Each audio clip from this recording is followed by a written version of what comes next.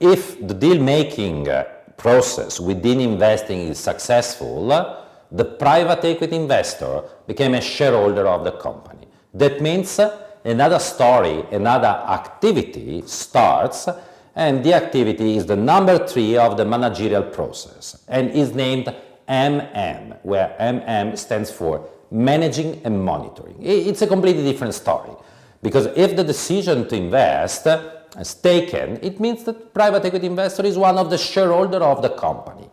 And the aim of the private equity investor now is completely different, as the private equity investor has to stay in the company, has to support the company to generate more value, and especially the private equity investor is looking immediately for a strategy to exit from the company to generate a capital gain.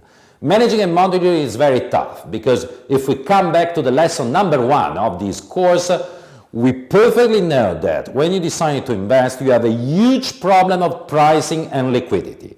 And to manage and to monitor means to create the right condition for a perfect exit from the company itself. But however, step by step, we have to understand everything. Managing and monitoring is an activity which is based on 2 very relevant pillars. On one hand, the private equity has got to support the company to generate value, and this support could be very different. It depends, for example, from hands-on or hands-off approach from the private equity. It depends from the amount of share. But however, in any case, the private equity has to help the company to generate more value. But on the other hand, the private equity has to protect the value the company generated.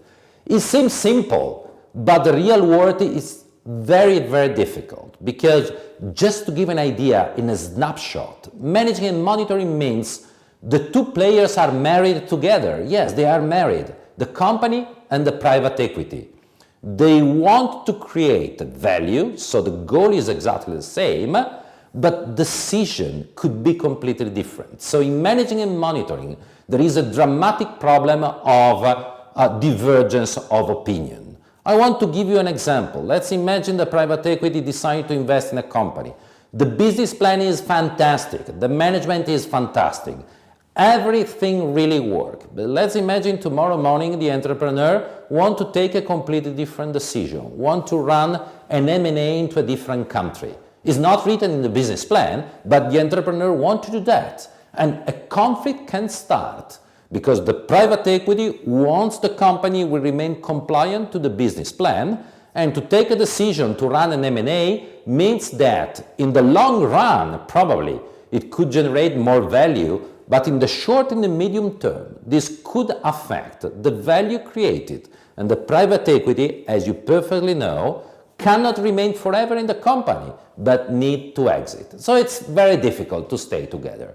But let's face the first area of activity. That means actions to support the company to generate more value. Which kind of actions the private equity investor can generate, can put in place to sustain the company? We have a very long list. For example, board service. Yes, the private equity investor can support a lot the company to manage in the proper way the board. In many cases, let's imagine small and medium companies, boards are not working well, and one of the goals of the private equity is to try to help the company to design the proper way governance mechanism. And second activity is related to recruit management. Recruit management means companies in many cases needs new management, better management, and in many cases a company, again a small and medium, or I think a startup, doesn't have the capability to recruit management from outside. And this is a perfect task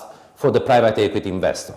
Another activity is represented by the so-called performance review or performance system. In many cases, accountability, auditing, IT, information system in a company don't work in the proper way, or in many cases, the company doesn't have this system. And again, the task for the private equity is to help the company to buy or to set up the right mechanisms, helping the company itself to generate more value. Another support, it's related to the management of relationship. In many cases, the private equity investor has got a very wide network in terms of knowledge of the banking system, of advisor, of suppliers, of customer. And the fundamental activity of the private equity is to give the access to this huge network to the company. Again, to multiply the value of the company. And a very last activity, but quite important, is represented by the so-called mentoring. Mentoring means that the private equity has to be at the disposal of the entrepreneur 24 hours per day, 7 days per week. What does it mean? It means everything, because the company and the private equity, I said before, got married. And it's normal that the expectation of the entrepreneur is that the private equity is able to support the decision of the entrepreneur in whatever kind of moment. And in many cases, decisions are related not only to the issues of the company, but also to very personal issues. But the job of a general partner, the job of a manager of an AMC is to support in every moment the entrepreneur. That means it's much more than a contract. It's really a relationship where the private equity qualify its presence in terms not only of a financing, but also in terms of advisory. And to be an advisor is a key factor of the success of the private equity investor himself or herself.